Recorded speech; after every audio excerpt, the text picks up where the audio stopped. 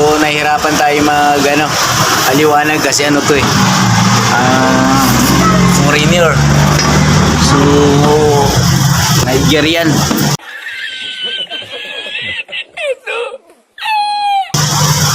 So ito, pina-flashing muna natin si Toyota Vios. Fully synthetic na oil ang gagamitin natin.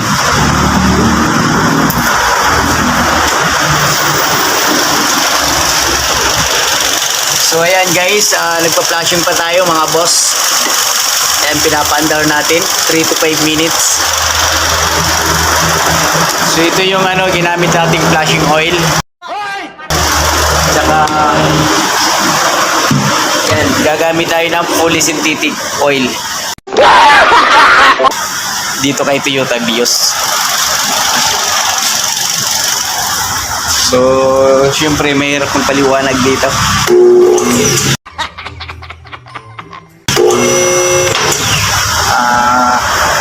Kahit pa paano, siguro maintindihan naman tayo nito. Bibisayain natin to. Gunggong!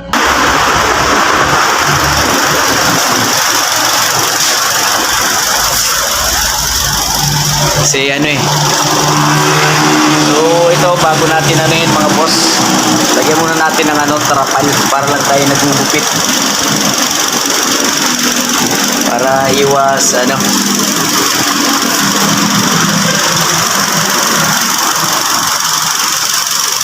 so bubugahan muna natin to ng hangin para matanggal yung alikabok. So yun guys, pinapatay na natin yung makina para maiangat na natin sa lifter. So dito tayo maglalagay ng hangin sa dipstick para itas na natin. Okay.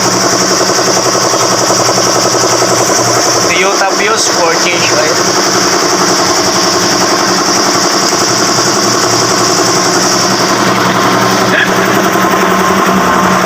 Tawag ka dyan, sapa ka dyan sa video.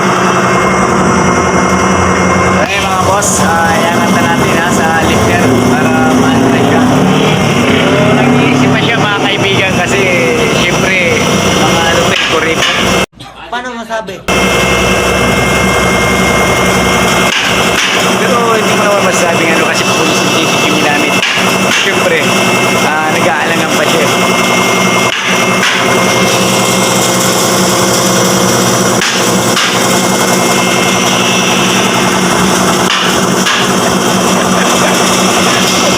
Nakakatawa lang kasi pagka ganito yung mga customer mo, parang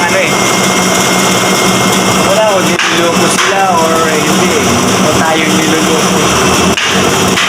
So kahit pa paano naman mga bossing, nakakaintindi tayo ng English language. Pwede na! Kasi kahit elementary lang yun natapos natin, galing tayo natin yan. Nigerian boy yung ating customer mga kaibigan.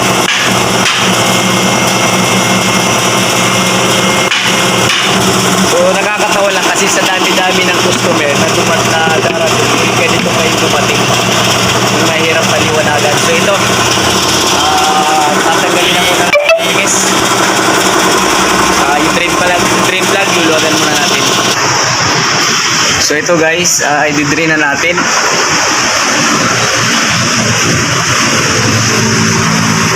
Toyota Vios. So kaya lang naman natin nag-content tayo, so ayaw din niya magpasama sa camera. Lumayo na siya. Tatawa lang tayo kasi sa dami-dami ng customer na ito pa dumating. So syempre customer talagang na siya dito, suki na, pabalik-balik na siya dito. So ito mga boss yung drain plug. So ito kaya ko pinamay na siya kasi niluwagan na natin ng 14 na socket wrench saka ratchet yung ginamit natin. Tapos ito yung oil filter. So maluwag na rin siya kaya kakamayin na natin. Yan, hindi ko na pinakita yung filter wrench kasi syempre may mga content na tayo, may mga videos na tayo na kung paano magtanggal ng filter. Ang itim na oh. So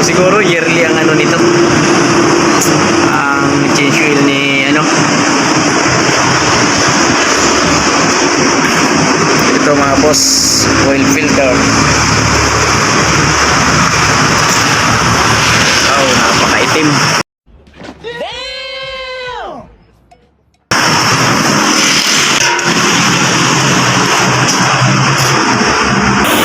So yun guys, nagdi-drain pa tayo. Ayan. Hinahanginan muna natin yung makina niya para malinis. Baka mamaya pag nilagay natin yung bago, magreklamo to. Bakit may itim pa rin? Kailangan drain natin ng maayos kahit na hindi natin to kababayan. So ibang bansa, kailangan ayusin natin yung gawa. Entertainin natin ng maayos kahit na hindi natin kaya, kakayanin natin yan. Diba? So ito lang oil filter niya, tinanggal na natin. Napakarumi na mga bossing. Ayan. So ano to, gasoline to, pero talagang pag natanggal natin yung langis, parang na siya, diesel engine. So yun mga boss, shout out pala sa ating mga katulad natin mga mekaniko. Ayan, tuloy-tuloy lang, laban lang tayo. Kahit mahirap ang buhay, mahirap yung buhay mekaniko. So syempre, talagang tsaga-tsaga lang. So shout out sa ating mga kamekaniko dyan, kakatupa natin. Saka syempre sa ating mga customer, yan, shout out sa inyo mga boss. To you have views. So siya nga pala, dito pala tayo sa Shell Centennial Road, Batong Dalig, Kawit, Cavite. So dito lang yan sa Centennial Road Highway.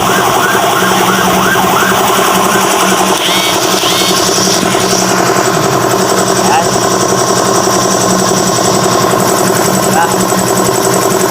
So ito, dinitrain muna natin to mga boss.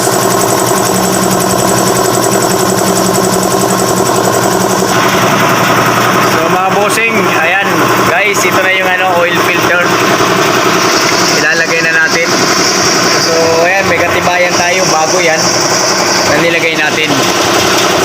So ito yung luma, yung bago.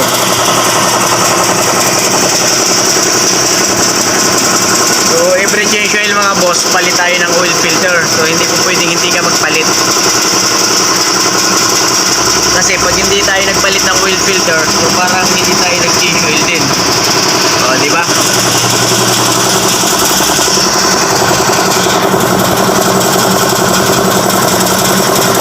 Tapos ito yung gagamitin nating filter rinse cap sa filter paghigpit.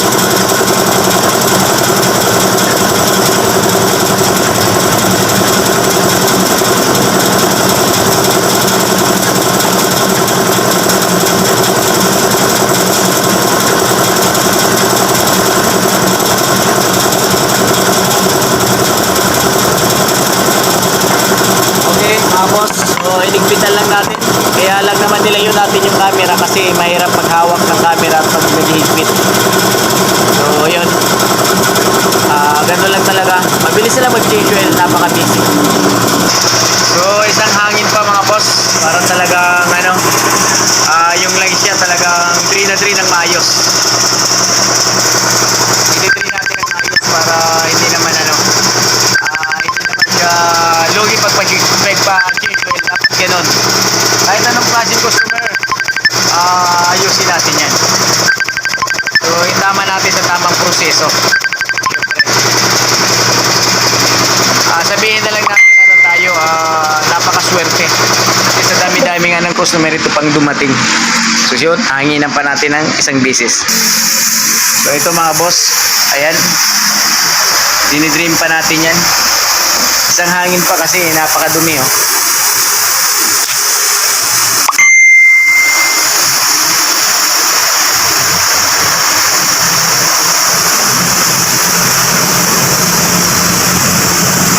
Yan, pag konti na lang yung tulo sa crankcase ng langis, pwede na natin isarado. Yan, tulad yan. Okay na. So yun, sasarado na natin ang drain plug. So ito na guys, yung drain plug, babalik na natin. Let's go.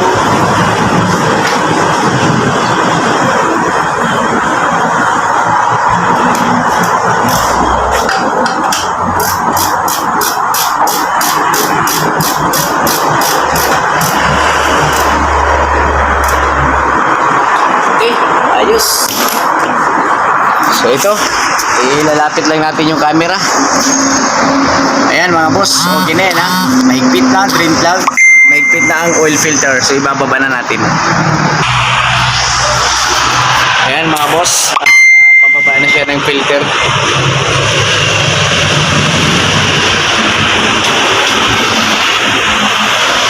Diba? So ganun lang kadali. Okay, baba muna natin. Sasali na natin ang oil. Ayan, fully synthetic yan.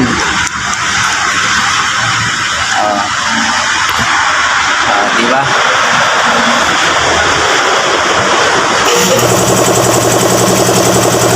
So itong fully synthetic, mga idol, mga boss, pang 10,000 kilometers to, kaya mga 7 buwan, 8 buwan, kaya naman ito eh. So wag lang araw-araw yung biyahe, kasi pag araw-araw, kaya sa isang linggo nagagamit mo ng 5 bisis, every 6 months, 7 months, pwede mo na i-change oil. Ayan o, ibang klase talaga si kababayan. Luma na yung kotse, fully synthetic pa rin. So nakita niya kasi mga boss kanina na nagbibidyo ako, umalis siya, lumayo sa camera natin. Siguro ayaw niya makita ng kanyang mga syuta o girlfriend na nandito siya. So ang capacity ni Toyota Vios, 3.5 liter.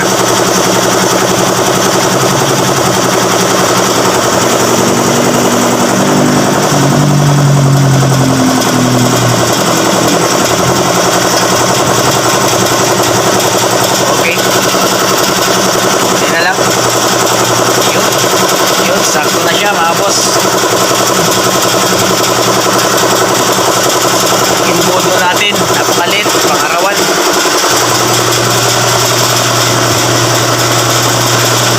So, okay.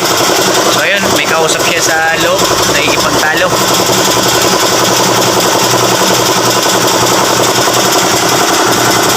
Okay, guys. Tawagin na natin siya para okay na yan. So, ayun guys, may kausap pa sa telepono yung ating customer. Parang may kaaway. Nigerian nga ang kanyang salita. So yun mga boss, pag-follow, subscribe, comment, share ng ating page, YouTube channel. Yan, Jess Mechanic Vlog, may YouTube channel.